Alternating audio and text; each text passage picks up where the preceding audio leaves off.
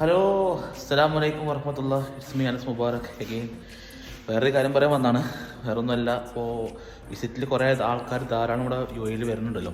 അപ്പോൾ അവർ കുറേ ആൾക്കാർ ബുദ്ധിമുട്ടുന്ന സംഭവമാണ് നമ്മൾ എങ്ങനെ വിസ പുതുക്കും.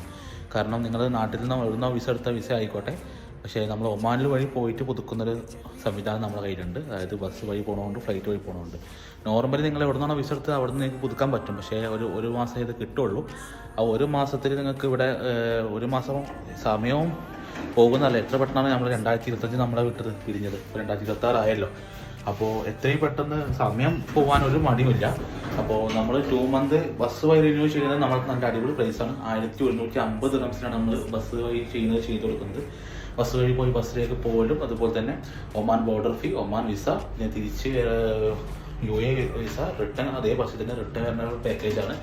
അപ്പോൾ ആർക്കിന് വേണമെങ്കിൽ നമ്പർ താഴെ കൊടുക്കാം, നിങ്ങൾ കോൺടാക്ട് ചെയ്യുക. ഓക്കെ.